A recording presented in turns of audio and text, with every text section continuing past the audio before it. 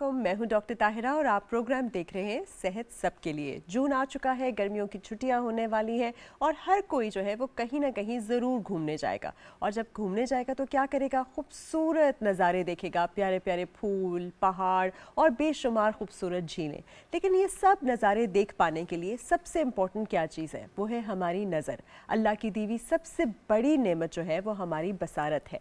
ये देख पाना, अपने इर्द गिर्द अपने प्यारों को भी देख पाना सबसे बड़ी नेमत है। अगर ये नज़र जो है मुतासिर होना शुरू हो जाए, आहिस्ता आहिस्ता आंखों के आगे अंधेरा आना शुरू हो जाए और फिर आपके इर्द गिर्द पूरा अंधेरा आ जाए, तो इससे बड़ा और खौफनाक कोई भी चीज़ नहीं हो सकती। इसलिए आज हमने दावत दी है अपने स्टूडियोज़ में प्रोफेसर डॉक्टर इनामुल हक को। Thank you so much doctor साहब फॉर जॉइनिंग अस। ये माहिर अमराज़ और आँखों के जो हैं वो डॉक्टर हैं, ऑप्थेमोलॉजिस्ट हैं और ये स्पेशलाइज करते हैं स्पेशली शिफा ट्रस्ट आई हॉस्पिटल में, जहाँ पे ये कैटरैक्ट जो आपका सफ़ेद मोतिया है और बाकी जो आँखों से रिलेटेड प्रॉब्लम्स हैं उनको देखते हैं। और ख़ासियत ये है कि जितने भी लोग हमारे इर्द गिर्द हैं उनको आज ये बावर कराना था कि कैसे उन्होंने ना सिर्फ अपनी आँखों का ख्याल रखना है, बल्कि नज़र अगर उनकी जाना शुरू हो गई है या खुदा न खास्ता जाने वाली है तो कैसे उसका मुआयना कराना है। और महंगाई से नहीं डरना, क्योंकि डॉक्टर साहब का जो इदारा है वहाँ पे बिल्कुल मुफ्त इलाज होता है और इंसान को आप उसकी नज़र वापस देते तो इससे ज़्यादा कौन सा खूबसूरत तोहफा होगा। तो बहुत बहुत शुक्रिया, thank you so much for joining us. तो डॉक्टर साहब, सबसे पहले तो आप थोड़ा सा बताइए अपने शिफा ट्रस्ट आई हॉस्पिटल के बारे में, किस तरह फ्री इलाज हो रहा है ताकि जितने लोग मुतासिर हो रहे हैं आंखों के किसी भी मसाइल से वो बजाय सफ़र करने के आपके पास आ सके। बिस्मिल्लाहिर्रहमानिर्रहीम। बहुत बहुत शुक्रिया इनवाइट करने का। अल-शिफा ट्रस्ट हॉस्पिटल एक फ़लाही अदारा है जिसमें तकरीबन हम 80 से 90% लोगों का इलाज फ्री ऑफ कॉस्ट करते हैं, जिनमें ओपीडी भी है, जिनमें सर्जरीज़ भी हैं। हमारे पास तकरीबन एक डेली बेसिस पे 2000 के करीब पेशेंट्स आते हैं और हमारी जो ऑपरेशन लिस्ट है वो 100+ की होती है। सो ह्यूज बर्डन जो कि हम सोसाइटी का शेयर करते हैं पेशेंट्स आई केयर के हिसाब से। हमारा जो टाइमिंग्स हॉस्पिटल के हैं, सुबह 8 से लेके 2:30 बजे तक जो हमारे फ्री पेशेंट्स होते हैं, और 2:30 से लेके 5 तक हमारे जो है वो प्राइवेट पेशेंट्स हम देखते हैं। बहुत थोड़ी होती है तादाद, लेकिन हम वो भी डील करते हैं। हमारी जो एमरजेंसी है वो 24/7 चलती है।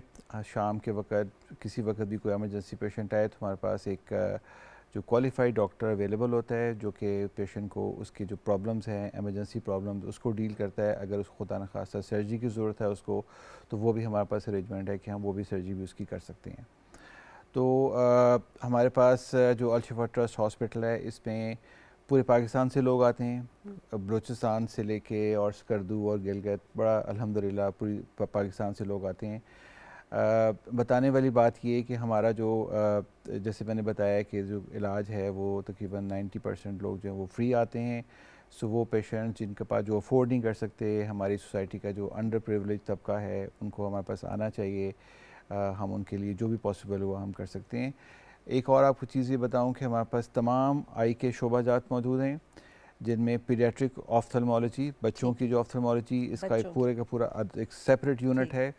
और पीडियाट्रिक ऑनकोलॉजी, मतलब जो कैंसर से रिलेटेड, आई कैंसर से रिलेटेड जो सारी चीज़ें हैं वो भी हमारे पास मौजूद हैं। सो अल्हम्दुलिल्लाह एक बड़ा कॉम्पैक्ट सा अंडर वन रूफ हमारा ऑर्गेनाइजेशन है। बहुत ज़बरदस्त। डॉक्टर साहब, अब आप थोड़ा सा हमें ये बताइए ताकि जितने भी सुनने और देखने वाले हैं उनको ये पता चले कि वो कौन सी अलामात हैं, अगर उनको ये आना शुरू हो जाए तो वो इलाज की तरफ जाएं। सबसे पहले मुझे पता है सब लोगों को एनक और उन सब चीज़ों का है, लेकिन उससे पहले हम सफ़ेद मोतिया की तरफ आते हैं, क्योंकि आपने सर्जरी या उसकी ऑपरेशन की बात की। तो हमारे बड़े बूढ़ों को अचानक अगर दिखने में धुंधलाहट आना शुरू हो जाए या दिखना बंद हो जाए तो वो किस स्टेज पर चले जाएँ और ना घबराएं और फ़ौरन सर्जरी करा लें? ये सर्जरी कितनी देर लगाती है कैटरैक्ट की, और इसका क्या प्रोसीजर है? सेम डे हो जाता है, नहीं हो जाता है? क्या प्रिकॉशंस हैं, ये बता दें। Very important question. अच्छा, अब पुराने ज़माने में जो वेट करते थे कि जी नज़र जब तक बंद नहीं होगी उस वक्त तक हम ऑपरेशन नहीं कराएंगे, वो वेट करते थे जी मोतिया के पकने का। पुराना कॉन्सेप्ट लोगों में ये था कि जब तक मोतिया, क्योंकि उस ज़माने में तरीका इलाज यूँ था कि जो कच्चा मोतिया होता था उसके ऑपरेशन में प्रॉब्लम्स होते थे। सो वो डॉक्टर्स वेट करते थे कि मोतिया पक जाए फिर ऑपरेशन करवाया जाए। अब टेक्नोलॉजी चेंज हो गई है, हम high frequency ultrasound wave, so called laser के साथ ऑपरेशन करते हैं। सो अभी हमें जो वो वाला जो एलिमेंट है वो ख़त्म हो गया। WHO ने एक बड़ी सिंपल सा इसका फार्मूला बताया कि किस आदमी को कैटरेक्ट का ऑपरेशन करवाना चाहिए। वो ये कहते हैं कि ऐसा कैटरेक्ट जो आपकी रूटीन को डिस्टर्ब करता हो उसका ऑपरेशन करवा लेना चाहिए। ठीक है। इसका मतलब ये हुआ कि एक आदमी जो 80 साल का है, जिनका जो घर में उन्होंने घूमना फिरना, वॉशरूम जाना, खाना खाना, मस्जिद जाना, उनकी रिक्वायरमेंट फ़र्क हो गई। वो आदमी जो यंग है 40-45 साल, जिसको रात को गाड़ी चलाने में प्रॉब्लम आ रही है बिकॉज ऑफ कैटरेक्ट, दिन में ठीक होता है लेकिन रात को ग्लेयर का एलिमेंट बहुत ज़्यादा आता है। विजन दिन में बहुत अच्छी होती है लेकिन रात में ख़राब होती है, चूँकि उसकी रूटीन डिस्टर्ब हो रही है। सो WHO डेफिनेशन के मुताबिक इसको ऑपरेशन करवा लेना चाहिए। अच्छा, ये ऑपरेशन कितने दौरानिया का होता है? मतलब फॉर एग्जांपल सुबह गए शाम में आ गए, और ऑपरेशन के बाद कौन सी केयर करना ज़रूरी होती है आंख की, ये भी बता दीजिए। अच्छा, ऑपरेशन जैसे मैंने बताया कि अभी टेक्नोलॉजीज़ बहुत एडवांस हो गई हैं। डॉक्टर्स के हिसाब से तो काम ज़्यादा मेटिकुलस हो गया, उसका लर्निंग मुश्किल हो गया, लेकिन पेशेंट पॉइंट ऑफ व्यू से चीज़ें बहुत आसान हो गई। हम जो पेशेंट्स को बुलाते हैं सेम डे ऑपरेशन वाले दिन, पहले तो ऑब्वियसली एक आध दिन पहले हम उसका मुआयना करके पूरा उसका डायग्नोसिस करने के बाद पूरा प्लान करते हैं, फिर ऑपरेशन वाले दिन उनको बुलाते हैं, पेशेंट घर से आते हैं। ऑपरेशन का जो टाइम है it hardly is 10 to 15 minutes, जो कि हम टेबल पे पेशेंट का टाइम होता है। और तकलीफ दे भी नहीं होता, तकलीफ दे भी नहीं होता, हम आँख सुन पे कर इंजेक्शन लेते लगा के भी सुन कर सकते हैं, कतरे डाल के भी सुन कर सकते हैं। लेकिन वो जो प्रोसेस है ऑपरेशन का, that is hardly 10 to 15 minutes. उसके बाद हम आँख पे पट्टी लगा देते हैं या एट टाइम हम उसमें वो शीट लगा देते हैं, उसके बाद पेशेंट को घर भिजवा देते हैं। पेशेंट पट्टी शाम को खोले और उसके बाद ड्रॉप डालना शुरू करे।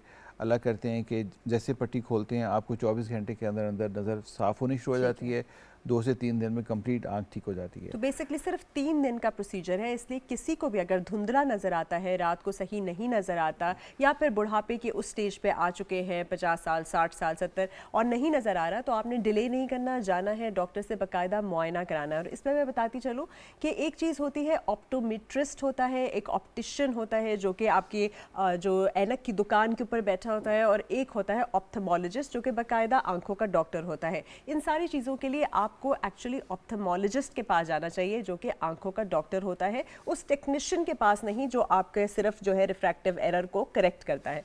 तो अब डॉक्टर साहब हम इस बात पे ज़रा क्लियर हो जाते हैं, क्योंकि हमारे यहाँ ये बहुत मिसकंसेप्शन है। बहुत सारे जैसे कंपाउंडर भी खुद को डॉक्टर करके मेडिसिन देते हैं, उसी तरह बहुत सारे ऑप्टिशियन होते हैं लेकिन वो ऑप्थेमोलॉजिस्ट का रोल अपना रहे होते हैं। तो थोड़ा सा आप लोगों को इसके ऊपर भी क्लैरिटी दीजिए ताकि ये आंखों का कैंसर वगैरह भी मिस ना हो। जी, कॉलर की जानब में पड़ जाते हैं। जी, अस्सलाम वालेकुम। अस्सलाम वालेकुम। जी, कौन बोल रहे हैं, कहाँ से? मैं G11 से बात कर रहा हूँ, मोहम्मद अली खान। जी, मेरी उम्र जो है ना वो 57 ईयर एज है। मैं डायबिटिक हूँ और मैंने कुछ अर्सा पहले मेरी जो है ना ऐनक मुझे लग गई थी जी, मगर अब मैं ये महसूस करता हूँ कि जब मैं ऐनक को उतारता हूँ तो बिल्कुल धुंधला नजर आता है, पहले तो ऐसा नहीं होता।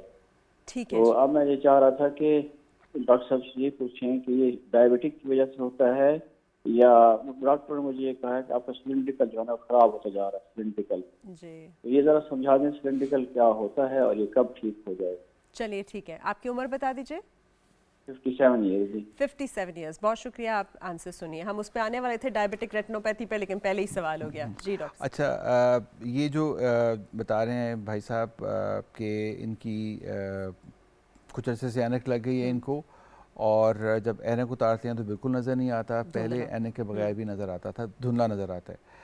अच्छा, इसकी जो एक बात तो हमें ये समझनी चाहिए कि जो शुगर के मरीज़ होते हैं इनमें शुगर का लेवल कम ज़्यादा होने से ऐनक का नंबर तब्दील होता रहता है।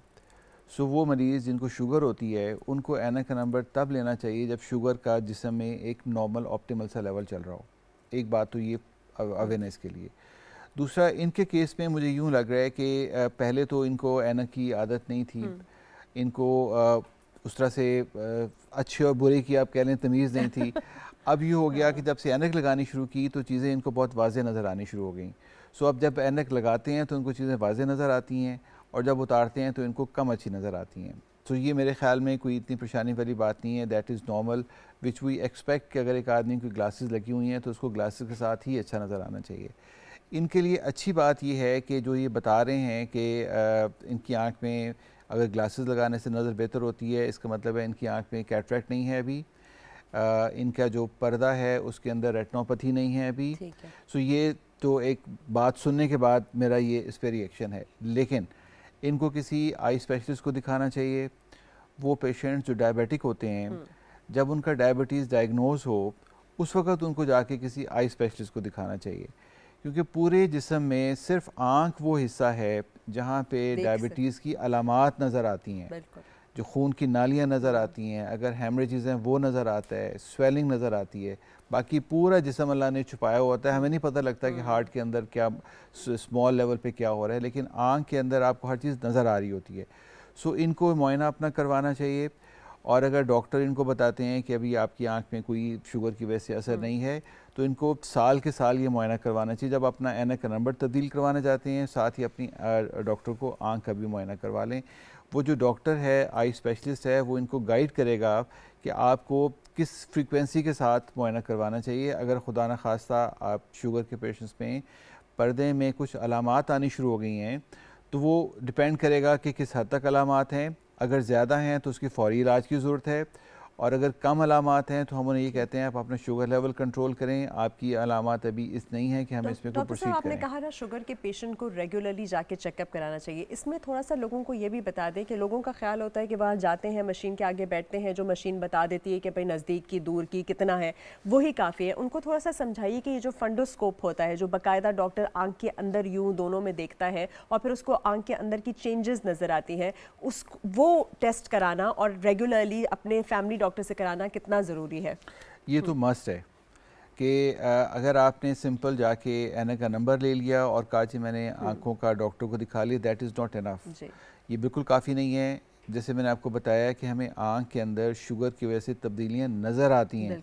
नज़र आने के लिए ज़रूरी है कि आंख में दवाई डालने के बाद आपके पर्दे का मुआयना किया जाए, और अगर पर्दे में कोई तब्दीली नज़र आ रही है, आपका जो डॉक्टर है आपको उसके मुताबिक बताएगा कि आपको क्या फ़ौरी इलाज की ज़रूरत है, या आपको अभी बाकायदा शुगर कंट्रोल करने की ज़रूरत है। कुछ अर्से बाद जो भी प्लान होगा वो आपको वहाँ पे आपको डॉक्टर समझाएगा कि आपको इस तरह से आगे चलना चाहिए। बिल्कुल, ये तो हमने बात की डायबिटिक रेटिनोपैथी की। अब सबसे कॉमन प्रॉब्लम की बात करते हैं जो स्पेशली बच्चों को। अच्छा, कॉलर है जी। अस्सलाम वालेकुम। वालेकुम सलाम जी, कौन बोल रही हैं, कहाँ से? दुनिया फूड से बात कर रही हूँ। जी बताइए। मुझे आइस का मसला है। जी बताइए, क्या मसला है? मेरी आँख का सैद मोतिया है। क्या होती है? सैद मोतिया। अच्छा, ठीक है ठीक है ठीक है। और एज क्या है आपकी? 22 साल। 22 साल जी। ऑलराइट, ठीक है जी। डॉक्टर साहब कोई सवाल पूछेंगे आप? जी बच्चे आपको कब से है ये मोतिया? बचपन से है। बचपन से है। और एक आंख में काला मोतिया है और टेढ़ापन भी है। और ये जो इस आंख पे मोतिया है ये आपको बचपन से है? जी, इसका ऑपरेशन हुआ है। ठीक है, और कुछ फर्क नहीं पड़ा इससे। अच्छा, एक आंख तो आपकी टेढ़ी है, उसमें काला मोतिया है। इस आंख में सफेद मोती का ऑपरेशन हुआ लेकिन नज़र बेहतर नहीं हुई। सफेद मोतिया का ऑपरेशन अभी नहीं हुआ। ओके फाइन, ठीक है। अच्छा बच्चे, आपको ना थैंक यू बहुत। हाँ, आपको एक बात आप ये समझें कि जो आंख में टेढ़ापन है इसका मतलब ये है कि उस आंख की नज़र पीछे से ही अच्छी नहीं है। आंख में टेढ़ापन का और ऊपर से काला मोतिया का होना ये साबित कर, ये शो करता है कि इनकी आंख में, इस आंख पे नज़र, जिस आंख में टेढ़ापन है वो ठीक नहीं है। सो आपको फ़ौरी तौर पे अपने किसी ऑफ्थल्मोलॉजिस्ट को दिखाना चाहिए। अगर आप पिंडी या इसके अराउंड रहते हैं, हमारे पास आप अल-शिफा ट्रस्ट हॉस्पिटल में आएँ। हम आपका जो है वो अच्छे तरीके से मुआयना करेंगे और जो भी पॉसिबल ट्रीटमेंट है वो आपको हम देंगे। आप एक बात को ज़हन में रखें कि आपकी प्रैक्टिकली एक आंख है which is very very precious, बहुत ही कीमती है आपकी आंख।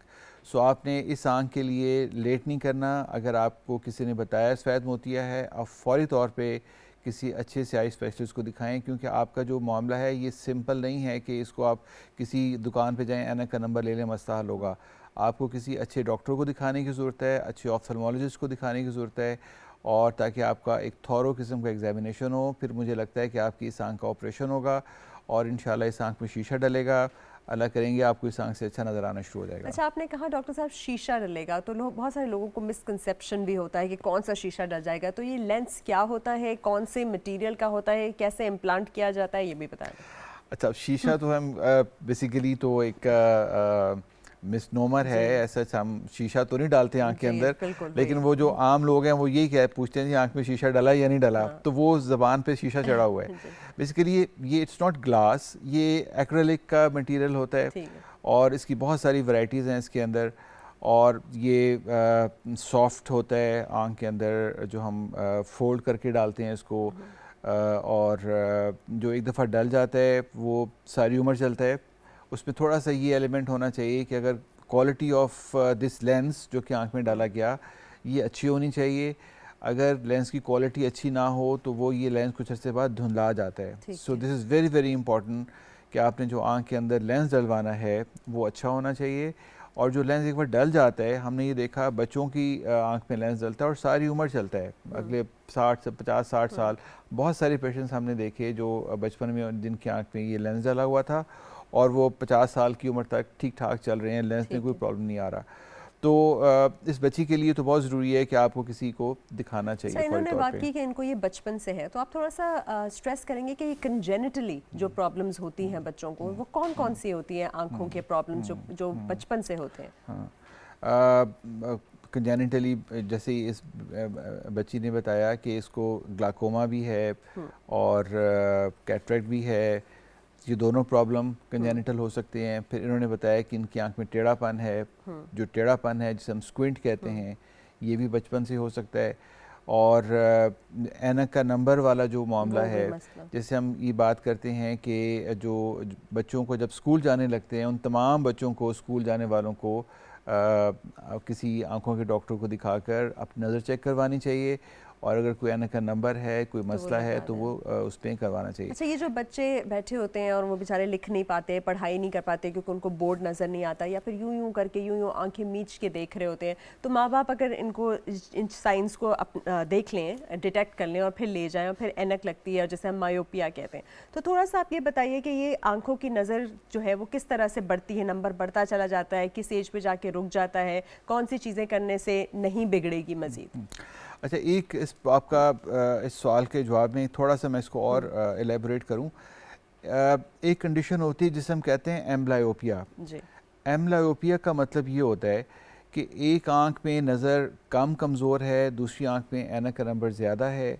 जिस आंख में ऐनक का नंबर ज़्यादा है, अगर आपने उस आंख में का बचपन में इलाज नहीं करवाया, बचपन का मतलब तकरीबन 10-11 साल की उम्र तक, अगर आपने उस आंख का इलाज नहीं करवाया तो वो फिर सारी उम्र के लिए उस आंख में नंबर रह जाता है।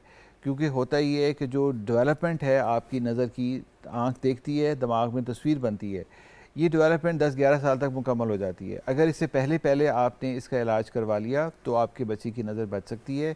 इसके बाद फिर नज़र बेहतर होने के चांसेस तकरीबन बहुत कम रह जाते हैं। अच्छा, अब जहाँ तक ताल्लुक़ है जो आप बात कर रही हैं कि ऐसे बच्चे मीच के देख रही है कोई बच्चा, और वो तो बच्चों को हमने पहले जो एक बनाया कि जी बच्चों को जब आपने स्कूल दाखिल करवाना है उससे पहले उनकी नज़र टेस्ट करवाएं। ठीक है। ये बहुत ही ज़रूरी है। पूरी दुनिया में ऐसे होता है। हमारे शिफा के अंदर भी हमने एक स्कूल हेल्थ केयर प्रोग्राम बनाया हुआ है जिसमें हमारी टीमें जाती हैं, जाके बच्चों के मुख्तलिफ स्कूलों में जाके उनका वहाँ पे नज़र का मुआयना करते हैं और उनको अकॉर्डिंगली एडवाइस करते हैं। आइडिया यही है कि अब हमारा जो स्कूल रीच प्रोग्राम है ये बहुत लिमिटेड सा है, बहुत ज़्यादा, लेकिन जो पेरेंट्स हैं उन पेरेंट्स को चाहिए कि बच्चों को जब स्कूल दाखिल करवाने लगते हैं तो एक दफ़ा किसी को दिखाकर नज़र चेक करवा लें, और अगर ऐनक की ज़रूरत है तो ऐनक लगाई जाए। इसमें बिल्कुल ऐनक लगाना किसी बच्चे का नज़र का कमज़ोर होना या मायोपिया होना ये बीमारी नहीं है। ये ऐसे है जैसे अल्लाह ने आपकी एक शक्ल बनाई हुई है, उस शक्ल में आपका मैं यूं कहता हूं कि आप यूं समझे कि अल्लाह ने आपकी शक्ल ऐसी बनाई है कि ऐनक के साथ मुकम्मल है वो। ठीक है, सो इसको बीमारी नहीं है ये, तो इसको आप इसी स्पिरिट में लें कि अल्लाह ने जो आपकी शक्ल बनाई है इसमें ऐनक का भी अल्लाह ने इजाफा डाल दिया। सो अब दिखाएं, इलाज करवाएं। अच्छा डॉक्टर साहब, ये तो आपने बात की ना एम्बाइलोपिया एंड मायोपिया जो हम जाते हैं, फिर दूसरा जो हाइपरमेट्रोपिया है वो जो नज़दीक वाला है, और जैसे जैसे एज आपकी बढ़ती है आपके कमज़ोर हो जाते हैं मसल्स और फिर आपको नज़दीक का भी नज़र नहीं आता। अब प्रॉब्लम बहुत सारे लोगों को ये आती है कि उनको नज़दीक की और दूर की नज़र इकट्ठे ख़राब होती है, तो वो जो बाइफोकल लेंस है उसके साथ ऊपर नीचे बड़ा मुश्किल है, तो उसका कोई हल है या किसी स्ट्रेंथनिंग का कोई हल है? अच्छा, देखिए जो आपने जो बात की हाइपरमेट्रोपिया, हाइपरमेट्रोपिया का मतलब ये हुआ कि आपकी आंख में प्लस नंबर की ऐनक लगेगी। मायोपिया का मतलब ये हुआ आपकी आंख में माइनस नंबर की ऐनक लगेगी। जो आपने बात की कि नज़दीक से नज़र नहीं आता, इसका मतलब ये हुआ कि आप प्रेस बायोपिया की बात कर रही है, एक और चीज़ ऐड हो बिल्कुल गया। एक और चीज़ ऐड एक हो गई। उसमें प्रेस बायोपिया बेसिकली 40 साल की उम्र के आसपास तकरीबन हर आदमी में आना शुरू हो जाता है। ये ऐसे ही है जैसे आपकी ग्रेइंग ऑफ हेयर्स हैं, आपके बाल सफ़ेद होना शुरू होते हैं, रिंकल्स आना शुरू होते हैं, रिंकल्स आना मसल्स शुरू वीक होते हो हैं। तो जाते हैं। इसी तरह से 40 साल की उम्र के आसपास ऐनक का लगना बिल्कुल नॉर्मल है। आप ऐनक लगाएं, आपको अच्छा नज़र आएगा, ख़ास तौर पे पढ़ाई के लिए। और हर साल थोड़ा सा नंबर तब्दील हो जाता है। मैं ये कहता हूँ कि ऐसे ही जैसे आपकी हर साल थोड़ी सी उम्र बढ़ जाती है, इसी तरह से नंबर थोड़ा सा तब्दील हो जाता है। तो ये अगेन ये बीमारी नहीं है, ये बिल्कुल नॉर्मल है। और इसका अच्छा, अब इससे बचा कैसे जा सकता है? बचने के लिए जो सबसे अहम चीज़ है वो बच्चे हैं हमारे। ठीक है। कि बच्चों में एक जापान में एक स्टडी की गई जिसमें ये देखा गया कि वो बच्चे जो सिर्फ कंप्यूटर पे हैं और मोबाइल पे हैं, उनकी नज़र ज़्यादा तेज़ी से तब्दील होती है। और उसी उम्र के वो बच्चे जो मोबाइल और कंप्यूटर और साथ फ़िज़िकल एक्टिविटी भी करते हैं, भाग दौड़ गेम ये वो, उनकी नज़र कम तेज़ी से तब्दील होती है। और तीसरा ग्रुप वो जो सिर्फ नज़दीक का काम नहीं करते, उनकी नज़र ज़ाहिर है। ये जो एलिमेंट है कि आप जितना मर्जी काम करें मोबाइल पे, लैपटॉप पे, लेकिन बच्चों को फिज़िकल एक्टिविटी का ज़रूर बताना चाहिए। उनके साथ कल परसों मेरे पास एक पेशेंट आए कि जी बच्चा मेरा सारा दिन घर में बैठा रहता है। मैंने कहा जी मुझे आप ये बताइए, आप वॉक करते हैं? कहता मैं वॉक तो नहीं करता। मैं कहा जी आप भी वॉक किया करें और बच्चे को भी साथ वॉक पे लेके जाया करें। कि जब पेरेंट्स सारा दिन घर में बैठे रहते हैं और बच्चे से कहें खेलें, तो वो फिर उस तरह से हमारे यहाँ ग्राउंड्स भी उस तरह से अभी नहीं हैं। और फिर ये भी एलिमेंट है कि पेरेंट्स भी डरते हैं बच्चों को बाहर भेजने में कि बाहर जाने से ये हो जाएगा तो वो हो जाएगा। तो डॉक्टर साहब ये वाली एक्सरसाइज तो आप फिजिकल एक्सरसाइज की बात कर रहे हैं, लेकिन मैंने सुना था कि काफ़ी लोग ये भी कहते हैं कि आप दूर किसी जगह को देखें, फॉर एग्जांपल एक दूर जगह को देखें और फिर उसके बाद फिर नज़दीक देखें, फिर दूर देखें, फिर नज़दीक देखें, तो ये आइज़ की एक्सरसाइजेज होती हैं। So does it really work? या फिर कहते हैं कि हर 15 मिनट बाद जो है आप थोड़ा सा ब्लिंक करें अपनी आँख को या थोड़ी देर आँखों को बंद करें? Do these work? अच्छा, ये जो आप बता रही हैं ना, जब आप दूर देखते हैं तो आपके आइज़ के मसल रिलैक्स करते हैं, जब नज़दीक देखते हैं तो मसल्स कॉन्ट्रैक्ट करते हैं। तो एक लिहाज से तो ये कह सकते हैं कि जी जो आपके जो मसल्स हैं इनकी स्ट्रेंथ बेहतर हो जाएगी, तो जो आपका प्रेस बायोपिया है ये थोड़ा सा डिले हो जाएगा। अच्छा, ठीक है, दैट इज़ पॉसिबल। लेकिन आप ये कहें कि इस एक्सरसाइज से आपकी ऐनक का नंबर उतर जाएगा, तो ये तो बहुत कम चांसेस है इसके। प्रिवेंशन। लेकिन वही मैंने आपसे बात की ना, दूर देखने का मतलब ये हुआ कि आप कोई आउटडोर एक्टिविटी करें, आप कुछ इस तरह का काम करें। वो तो हमने ऑलरेडी बता दिया कि वो बच्चे जो आउटडोर एक्टिविटी भी करते हैं, साथ अपना बाकी नज़दीक का काम भी करते हैं। अच्छा, एक और सवाल यह है कि एक तो स्क्रीन देखने से वैसे ही उनकी नज़र तो चलो ख़राब होती है, उनका नंबर भी बढ़ता है। कुछ लोग कह रहे हैं कि स्क्रीन देखने से थोड़ा सा उनके अंदर स्क्विंट भी आ जाता है, थोड़े से वो भैंगे हो जाते हैं क्योंकि वो बिल्कुल ऐसे कन्वर्जेंट उसमें देख रहे होते हैं। तो उसका क्या हल है? एक तो स्क्विंट की वैसे भी आप बात कर लें, सर्जिकल ऑप्शंस, और फिर इसकी वजह से जो स्क्विंट हो जाता है उसकी बात करें। अच्छा, इसमें दो चीज़ें हैं। एक चीज़ तो ये है कि जब भी आप नज़दीक देखते हैं आपकी आइज़ दोनों अंदर की तरफ मूव करती हैं, कन्वर्ज करती हैं, तमाम लोगों में करती हैं। अगर बच्चे की आँख में ऐनक का नंबर है तो उसकी आँख में कन्वर्जेंस ज़्यादा होगी। अच्छा। तो फर्स्ट चीज़ तो ये कि अगर आपका बच्चा बहुत ज़्यादा आपको लगता है कि आइज़ मूव करती हैं, आप उसको डॉक्टर को दिखाइए। बहुत स्ट्रॉन्ग पॉसिबिलिटी है कि उस बच्चे को ऐनक के नंबर की ज़रूरत है। ठीक है। सो एक तो ये हो गया कि आपको ये करवाएं। दूसरा ये है कि जो डिस्टेंस है, डिस्टेंस पढ़ने का यूँ नहीं होना चाहिए। पढ़ने का डिस्टेंस तकरीबन ये 1.5 से 2 फुट का फासला होना चाहिए। इसी तरह से जो ये कुछ बच्चों में हैबिट्स डेवलप हो जाती हैं मुख्तलिफ वजूहात की बना से, जिनमें उनकी वालदाओं का भी बड़ा रोल है कि वो बिल्कुल मोबाइल यहाँ रख के और बिस्तर के नीचे और चादर के नीचे जो है वो छुप के जो देख रहे होते हैं mobile. So these are bad habits. Mobile is not for watching movies, specially यहाँ रख के।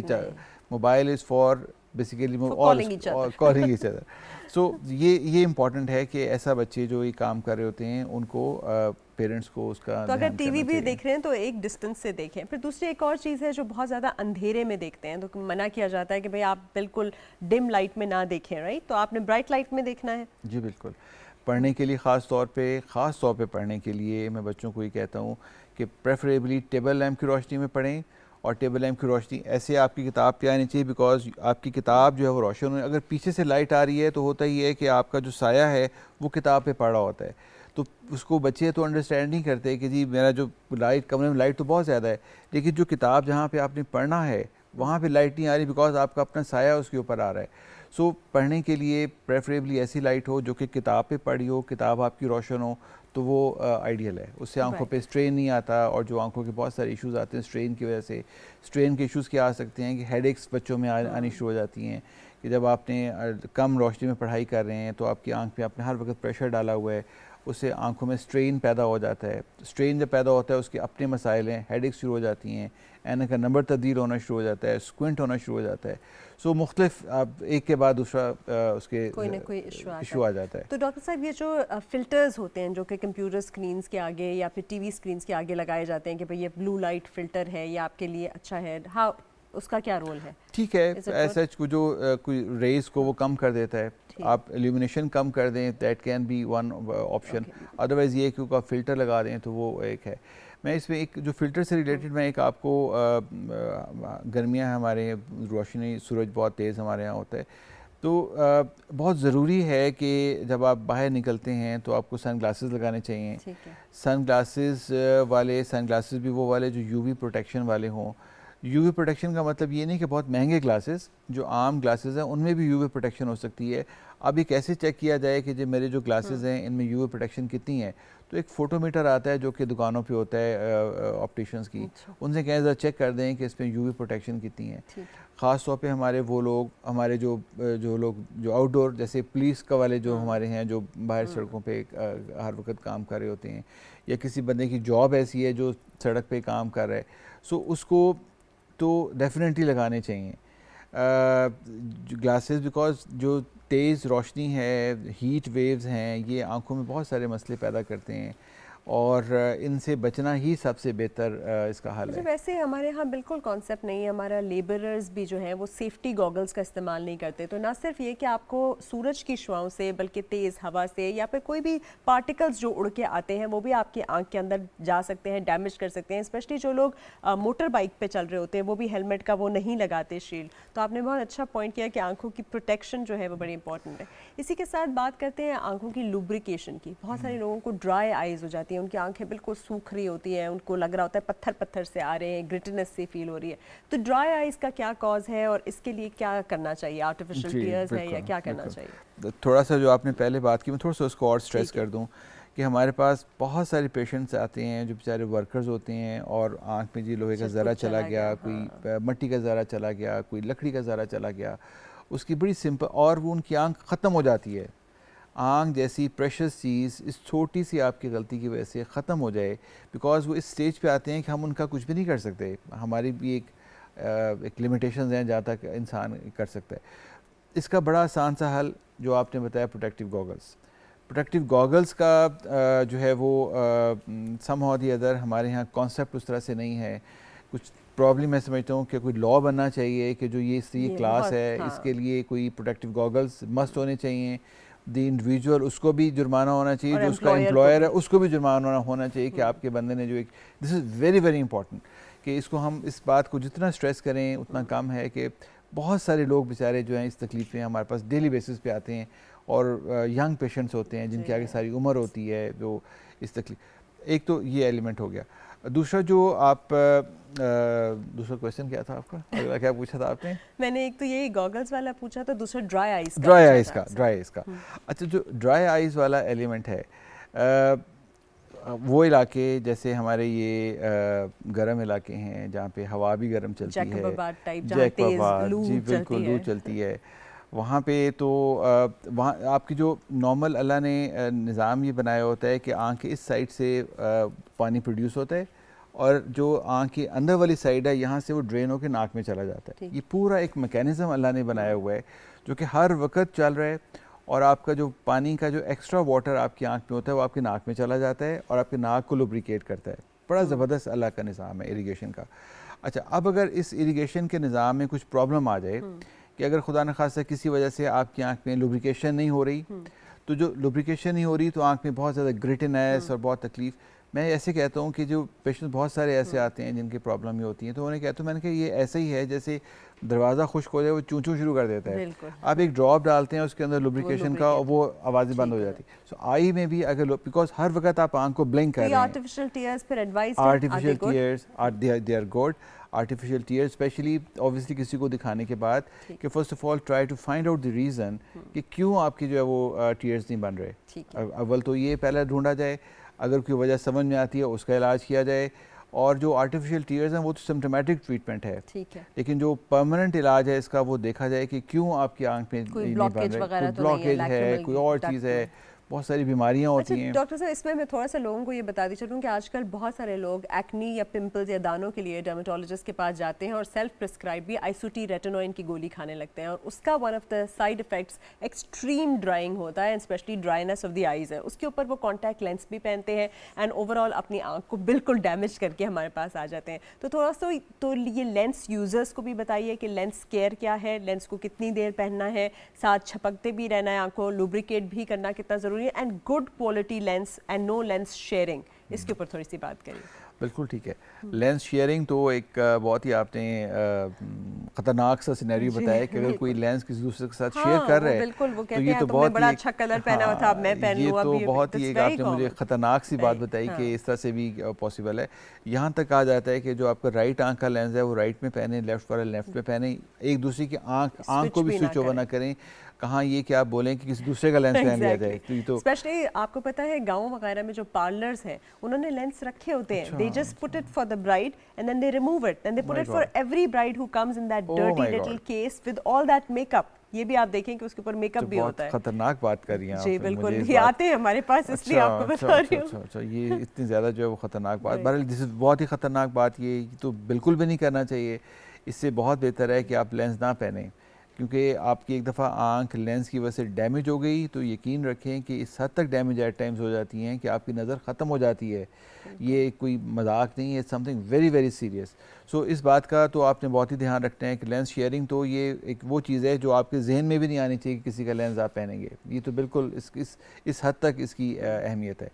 और बाकी ये है कि जो कॉन्टैक्ट लेंस हैं उसके लिए हदायत आती हैं कि जब आपने कॉन्टैक्ट लेंस लगाना है तो आपने सबसे पहले अपने हाथ धोने हैं, हाथ धोने के बाद आपके नाखून कटे हुए हों, और उसके बाद जब आपने लगाना है तो आपने उसको जो आपका जो उसका लुब्रिकेंट है जिसके अंदर उसके साथ वो आता है उसी में आपने डिप करना है। नलके से पानी या मिनरल वाटर लेके उसमें डिप नहीं करना आपने जो उसका आता है वो, बिकॉज वो लुब्रिकेंट वो सिर्फ एक पानी नहीं होता, उसमें और बहुत सारी चीज़ें होती हैं। उसकी टोनिसिटी होती है, उसमें कोई उसमें एंटीबैक्टीरियल चीज़ें होती हैं, anti fungal, there so many things. So वो जो लुब्रिकेंट है वही वाला आपने यूज़ करना है। अच्छा, उसके बाद फिर जो बहुत इंपॉर्टेंट चीज़ है वो ये कि कॉन्टैक्ट लेंस पहन के आपने सोना नहीं है। जो इवन जो कहते हैं जी एक्सटेंडेड वेयर कॉन्टैक्ट लेंसेज हैं, भले एक्सटेंडेड वेयर हो, कंपनी ये भी कहती है कि 24 घंटे पहने आप, लेकिन वो दे आर नॉट सेफ। कि आप एक वो कॉन्टैक्ट लेंस पहन के आप सो गए, सोने में आपने आंख को मल दिया, मसल दिया, तो वो जो उसके बाद अल्लाह ना करे किसी को तकलीफ़ हो, लेकिन कॉन्टैक्ट लेंस से रिलेटेड जो लोगों की तकालीफ होती हैं वो आप सोच भी नहीं सकती कि लोग बेचारे किस तकलीफ में आपके पास आते हैं। डॉक्टर साहब, ये जो कॉर्नियल अल्सर से बहुत सारे लोग इफेक्ट होते हैं, और हमारे यहाँ क्योंकि सेल्फ प्रिस्क्रिप्शन की बहुत ज़्यादा आदत है तो वो फ़ौरन क्या कहते हैं कि स्टीरॉयड ड्रॉप्स डालना शुरू हो जाते हैं, and they are like contraindicated in this. तो थोड़ा सा इनको ये भी बता दें कि हर चीज़ का हल जो है ना फ़ौरन स्टीरॉयड ड्रॉप डालना नहीं होता, क्योंकि अनफॉर्चुनेटली हम जहाँ जाते हैं तो जो फार्मेसी का डिस्पेंसर होता है वो उनको वो स्टीरॉयड ड्रॉप्स दे देता है, चाहे आंख के अंदर कंजंक्टिवाइटिस हो, चाहे एलर्जी हो, चाहे कॉर्नियल अल्सर हो, एक ही स्टीरॉयड ड्रॉप्स मिल रहे होते हैं। तो इसका बता दीजिए कि everything has to be dealt differently. Allergy में खारिश हो रही है, आंख में से पानी आ रहा है, दूसरे अल्सर में क्या हो रहा है, थोड़ा सा ये बता दें। बहुत अच्छी बात आपने की। इससे एक बात तो ये हो गया कि जो आपकी आंख में अगर कोई तकलीफ़ है, ख़ास तौर पे अगर अल्सर है, अल्सर में अगर आप आंख में स्टीरॉयड ड्रॉप डालेंगे तो आपको फ़ौरी तौर पे नंबर 1 रिलीफ तो मिलेगा, आपको लगेगा कि जी मेरी तकलीफ़ कम हो गई, लेकिन वो जो आपका रिलीफ है वो बहुत शॉर्ट ड्यूरेशन की है। उसके बाद जो स्टीरॉयड्स हैं ये बहुत सारे इन्फेक्शंस को इनवाइट करते हैं। आप ये समझें कि आपके यहाँ पे अल्सर बना हुआ और उसके ऊपर आपने जरासीमों को डालना शुरू कर दिया, तो वो तो बहुत ज़्यादा ख़राब सूरत हाल है। सो वो पेशेंट जिनको जो लगता है कि आँख में कोई अल्सर बन गया, तब तो डेफिनेटली किसी आई स्पेशलिस्ट को दिखाना चाहिए। और ख़ास तौर पे वो पेशेंट्स जो हमारे कॉन्टैक्ट लेंस यूज़र हैं, अगर उनको कॉन्टैक्ट लेंस पहनने के बाद आँख में तकलीफ़ हो गई है तो उनको तो 100% डॉक्टर के पास जाकर दिखाना चाहिए। उनका इलाज आपका जो ऑप्टोमेट्रिस्ट हैं या ऑप्टिशियंस वो नहीं कर सकते, जो मेडिकल स्टोर्स हैं वो नहीं कर सकते, वो उनकी आँख को ख़राब कर देंगे।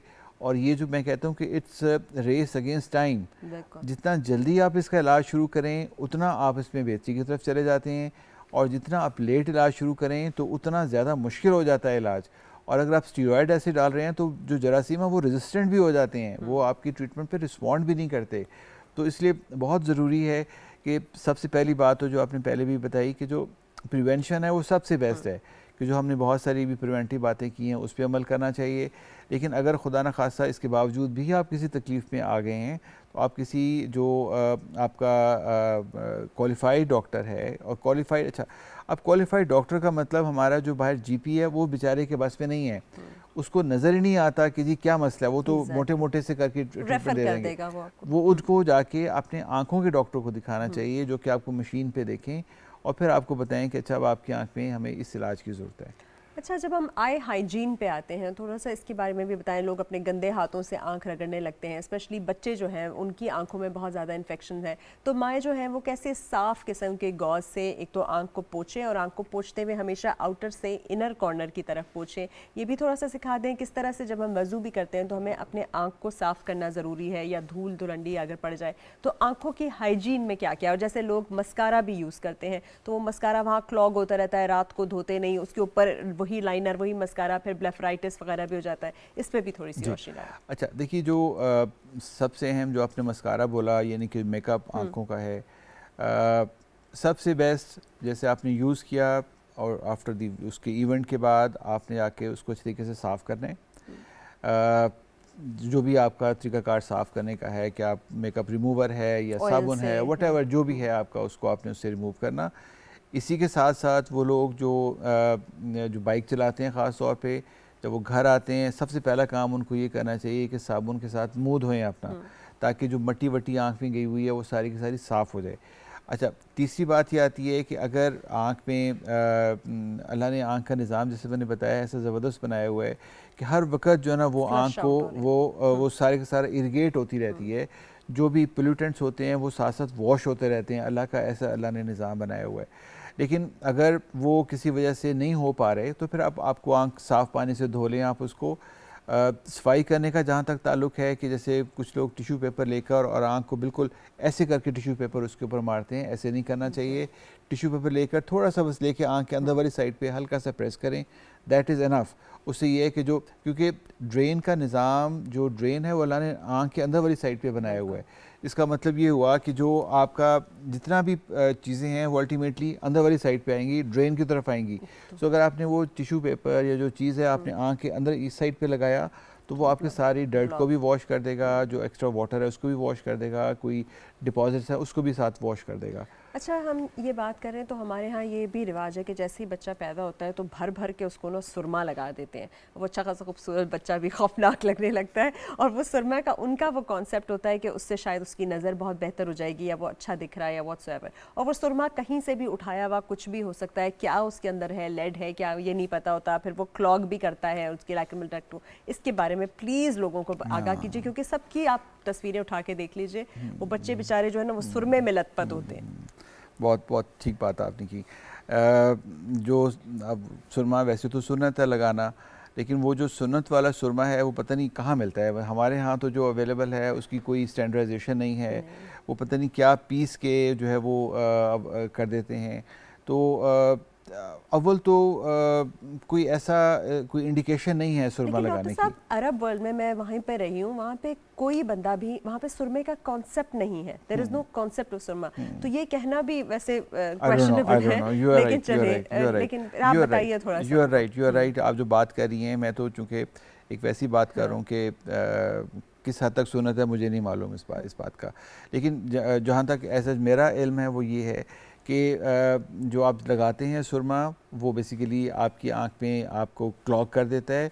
उसकी कोई ऐसा इंडिकेशन अगर मैं सोचूं इस बारे में तो मैं ये कह सकता हूँ कि अगर आपकी ब्लेफराइटिस है और आप ये कार्बन ऊपर लगा रहे हैं तो और उसके बाद वॉश कर रहे हैं उसको, तो it may have some benefit. लेकिन बच्चे बेचारे उनमें क्या ब्लेफराइटिस होगा, उनमें तो वो तो ऐसी फैशन के तौर पे लगाती हैं माएँ आँखों को बड़ा करने के लिए, जो कि बिल्कुल ठीक नहीं है। अब मैं समझता हूँ कि गोरे हमसे बेहतर हैं। गोरों के बच्चे को कभी सुरमा लगाया आपने देखा है? नहीं, कभी नहीं देखा आपने। उसकी वजह ये है कि उसकी ज़रूरत नहीं है। नहीं ज़रूरत। सो और हम वो तो बल्कि आपको नहीं पता ना क्या है उसके अंदर, तो वो इरिटेट करता है आंखों को, बच्चों को, बहुत सारे बच्चों को जी, बहुत जी। सारे एलर्जीज डेवलप हो जाती हैं, करती हैं। इन्फेक्शंस डेवलप हो, फिर जिस चीज़ से लगा रहे होते हैं वो आप ऑलमोस्ट एक इंजरी भी कर सकते हैं, ट्रॉमा भी कर सकते हैं और इन्फेक्शन भी इंट्रोड्यूस कर और सकते एक हैं। आपको एक पेशेंट उसने बताया कि जी जब मैं सुरमा लगाती हूँ ना आँख में पानी आता है, उसके बाद मेरी आँख ठीक हो जाती है। उसका मैकेनिज्म ये हुआ कि सुरमा में कोई ऐसी चीज़ है जो Irritant, कि आपको इरिटेट करती है, आँख उसको उसके ख़त्म करने के लिए पानी फेंकती है, वो आँख को वॉश होता है। तो मतलब अगर इस लॉजिक पे चलें तो ये तो बड़ा गलत लॉजिक है। फिर मैं आपको रोज़ रुलाती हूँ, आपका आँख और साफ हो जाएगी। अच्छा डॉक्टर साहब, एक और चीज़ भी है, कुछ लोग बच्चों की आँख से पानी बहता रहता है क्योंकि उनका जो लैक्रिमल डक्ट है शायद उसमें वो तो वो जो आँख से बहता रहता है उसका भी कौन सा इलाज है, किस एज पे कराना चाहिए, वो भी बता दें। ये छोटे बच्चों में बहुत कॉमन है। जो बच्चे पैदा होते हैं तो वो जो जैसे मैंने बताया ना, एक ड्रेन सिस्टम अल्लाह ने बनाया है जो आँख से शुरू होकर नाक में जाता है। वो जो ड्रेन सिस्टम है जब बच्चा पैदा होता है तो वो ब्लॉक होता है। वो इसलिए ब्लॉक होता है कि जब बच्चा माँ के पेट में होता है तो ये सिस्टम को अल्लाह ने बंद किया होता है। बच्चा जैसे रोता है उस वक्त वो सिस्टम वो ब्लॉक डक्ट खुल जाती है। देखिए अल्लाह का निज़ाम। बच्चा जब रोता है पैदाइश के बाद तो उससे वो डक्ट खुल जाती है। डक्ट खुलती है तो वो निज़ाम। अच्छा, कुछ बच्चों में किसी वजह से वो डक्ट नहीं खुलती, ब्लॉक रहती है, तो वो उनकी आंख से पानी आना शुरू हो जाता है। तो उसमें ये है कि यहाँ पे अंदर वाली साइड पे अगर बताते हैं कि अंदर वाली साइड पे आप आंख को इस तरह से दबाएं, फिर हाथ उठाएं, दबाएं, हाथ उठाएं, दिन में 20-30 दफ़ा ऐसे करें, तो इससे चांस ये है कि वो जो आपका ब्लॉक है वो खुल जाएगा। और अगर इसके बावजूद भी नहीं खुलता, आँख में रेडनेस है, पानी बहुत ज़्यादा आता है, तो फिर आप अपने डॉक्टर को बताइए। ये 1 साल से पहले अगर आप इसको ठीक करा लें तो तकरीबन कोई 98% बच्चे ठीक हो जाते हैं। लेकिन जब आप इसको लेट कर देते हैं तो वो जो ब्लॉक है वो पक्का हो जाता है। उसके लिए फिर बड़ा ऑपरेशन करना पड़ता है और उसके ज़ाहिर बड़े ऑपरेशन के अपने डिफरेंट से मसाइल हैं। अच्छा डॉक्टर साहब, आपने शुरू में भी बात की थी पीडियाट्रिक ऑन्कोलॉजी के हवाले से कि आई के कैंसर्स भी होते हैं, तो ये कौन कौन से कैंसर्स होते हैं? हमने तो केराटोकॉनस हो गया, रेटिनोब्लास्टोमा, ये जो कुछ भी है, ये कौन से कैंसर्स होते हैं, कैसे डिटेक्ट होते हैं और इनका क्या इलाज मुमकिन है कि नहीं है? अच्छा देखिए, जो कैंसर है आई का वो आपकी बाहर की स्किन से लेके और पीछे रेटिना तक कहीं का भी हो सकता है। जितने आँख के स्ट्रक्चर्स हैं उनमें कहीं पे भी ये डेवलप हो सकता है। ज़्यादा बच्चों में कॉमन है वो रेटिनोब्लास्टोमा। रेटिनोब्लास्टोमा का मतलब ये हुआ कि जो रेटिना है आँख पे जहाँ पे तस्वीर बनती है उसमें कुछ ऐसी चेंजेस आती हैं कि वहाँ पे कैंसर बन जाता है। और कोराइड का भी हो सकता है और भी मुख्तलिफ जगहों का हो सकता है। अच्छा, ये जो तमाम हैं कैंसर्स, ये अगर जैसे हमारे पास ऑन्कोलॉजी वाला शोबा है उसमें इसकी डिटेक्शन के लिए एक तो ज़ाहिर है कि एग्जामिनेशन हम वैसे देखते हैं अपनी मशीनों के ज़रिए, फिर कुछ टेस्ट करवाते हैं, उसके ज़रिए पता लग जाता है कि किस किस्म का है, और फिर जिस किस्म का कैंसर है उसका उसके मुताबिक इलाज किया जाता है। इलाज लोकल रेडिएशन भी हो सकती है, वो इलाज सर्जरी के ज़रिए भी हो सकता है, वो सिस्टेमिक रेडिएशन भी हो सकती है, वो इंजेक्शन भी वो हर पॉसिबिलिटी जो सारी जो नॉर्मल कैंसर का रूटीन है तमाम चीज़ें बहुत सारी चीज़ों से प्रिवेंट किया जा सकता है। तो बेसिकली जल्दी मुआयना कराना जो है वो की है कि आप स्प्रेड ना हो और उसको वो अरेस्ट कर सकें इन टाइम। अच्छा डॉक्टर साहब, एक और चीज़ जो आपने बहुत इंपॉर्टेंट बतानी है कि वो कौन से न्यूट्रिएंट्स हैं या वो कौन से खाने पीने की चीज़ें हैं जिनको खाने से आपकी आंखें जो हैं वो सही प्रिजर्व रह सकती हैं। हमने शुरू से सुना है गाजर खाइए, सौंफ खाइए, ये जितनी भी लाइकोपीन वाली चीज़ें हैं, vitamin A, so how important is it और वो कौन कौन सी चीज़ें खानी चाहिए? अच्छा, ये एक मैं वैसे ही देख रहा था एक आर्टिकल, तो उसमें लिखा हुआ कि जो ये हमारे जो Russian states in one of the state Samarkand या सारण क्या उसका नाम था, वहाँ पे एक उन्होंने देखा कि गांव के अंदर लोगों ने ग्लासेस नहीं पहने हुए। अच्छा, तो वो जो स्टडी करने वाला था उसने कहा कि आखिर क्या इन लोगों की डाइट में चीज़ है जिसकी वजह से ये लोग, इनके ऐनक का नंबर इन लोगों में। उसने कहा कि वहाँ पे गाजरें बहुत ज़्यादा होती हैं। अच्छा, तो वो खाने में भी गाजरें खाते हैं, वो सलाद के तौर पे भी खाते हैं, वो अचार के तौर पे भी खाते हैं, वो हलवे के तौर पे भी खाते हैं, वो हर चीज़ में उनका ना डेली खाने में गाजर का कोई ना कोई एलिमेंट और गाजर की वो शेप भी बिल्कुल आंख की तरह होती है ना, शेप होती है काटते हुए। अच्छा, तो वो सो एक ये जो ऑब्जर्वेशन मैंने आपको बताई विटामिन ए वाली। अच्छा, दूसरा जो है healthy diet, balance healthy diet जो हम घरों में खाते हैं, जिसमें दूध भी हो, जिसमें रोटी भी हो, जिसमें गोश्त भी हो, जिसमें फ्रूट भी हो, नॉट दैट कि डेली आपने फ्रूट खाना, लेकिन ये कि अगर आप फ्रूट भी बीच में ऑफ एंड ऑन खाते हों, कीमा खाते हों, जिस तरह सारा से कुछ दालें balanced होंगी, आप अच्छा जो एक बैलेंस, अल्लाह का निज़ाम यूँ है कि अल्लाह ने हर चीज़ में आपके लिए कुछ ना कुछ रखा हुआ है। अगर आप एक नॉर्मल हेल्दी डाइट खाते हैं, आपको किसी न्यूट्रिएंट की ज़रूरत नहीं है। सही बात है। होता यूँ है कि बच्चे हमारे जो हैं वो जंक खाते हैं। बच्चे हमारे जंक फूड बहुत खाते हैं, चिप्स खा लिए, 7 अप पी ली, और उसके बाद जिस तरह के जूसेस ले लिए जो कि आर्टिफिशियल जूसेस होते हैं। उसमें सारे सो वो ये they are not healthy diet. ये आपके वज़न को तो बढ़ाते हैं, लेकिन ऐसा फोक आप होता है। फोका जिसे कहते हैं ना, कि आप अंदर से फोके होते हैं। बिल्कुल। डॉक्टर साहब, कलर ब्लाइंडनेस के ऊपर और नाइट ब्लाइंडनेस के ऊपर भी थोड़ी बात करें। कुछ लोगों को रंग नहीं नज़र आते, और कुछ लोगों को जैसे वक्त के साथ साथ उनकी आंखों के वो जो रॉड्स एंड कोन्स हैं वो इफेक्ट होने शुरू हो जाते हैं और उनको फिर अंधेरे में नज़र नहीं आता। तो इनके लिए क्या किया जाए? अच्छा, जो कलर ब्लाइंडनेस है, कलर ब्लाइंडनेस इज़ कंजेनिटल, वो तो पैदाइशी वो पैदाइशी होती है। कुछ लोगों को जो है वो कुछ ख़ास कलर नज़र नहीं आते, कुछ लोगों को कलर कॉम्बिनेशन नज़र नहीं आते। वो जो कलर ब्लाइंडनेस है वो आपकी नॉर्मल रूटीन में तो कोई प्रॉब्लम नहीं करते, लेकिन अगर आपका प्रोफेशन इस तरह का है कि जैसे को आपको बहुत सारा इलेक्ट्रिशियन है और आपका काम है कि बहुत सारा डिफरेंट कलर की वायर्स को आप टैकल कर रहे हैं, या इलेक्ट्रॉनिक्स का काम कर रहे हैं, या जैसे नेवी के अंदर शिप्स होते हैं जिनमें एक साइड पे रेड लाइट होती है, एक साइड पे ग्रीन लाइट होती है, तो इन लोगों को रेड और ग्रीन का फ़र्क पता नहीं लगता। इसी तरह से जो आपकी जो लाइट्स आती हैं, इशारे वाली लाइट्स आती हैं, उनमें ऊपर नीचे 3 नंबर तो आती हैं, बट वो कलर्स नहीं डिस्क्रिमिनेट कर सकते कि कौन से कलर्स हैं। तो ये जो कलर ब्लाइंडनेस है, दैट इज़ कंजेनिटल, इसका कुछ नहीं किया जा सकता, ये एक बिल्कुल नॉर्मल सी चीज़ है। और जस्ट और नाइट ब्लाइंडनेस। अच्छा, अब आगे नाइट ब्लाइंडनेस। नाइट ब्लाइंडनेस, एक तो विटामिन ए डेफिशिएंसी, जो आपने बताया कि हेल्दी डाइट लेंगे तो आपको इस तरह से प्रॉब्लम नहीं आएगा। फिर दूसरा जो नाइट ब्लाइंडनेस की एक जो काफ़ी कॉमन है, जो कि हमारे लिए भी बहुत तकलीफदेह होती है, एक डिजीज़ होती है जिसे रेटिनाइटिस पिगमेंटोसा कहते हैं, जिसके अंदर पीछे से जो आपके जो रॉड्स एंड कोन वाला जो तस्वीर बनाती है, जहाँ पे वो जो रात वाले होते हैं रॉड्स होते हैं वो डेफिशिएंट होते हैं, उनके अंदर सही काम नहीं कर रहे होते, तो उन लोगों के लिए जो है वो रात को नज़र नहीं आता उनका।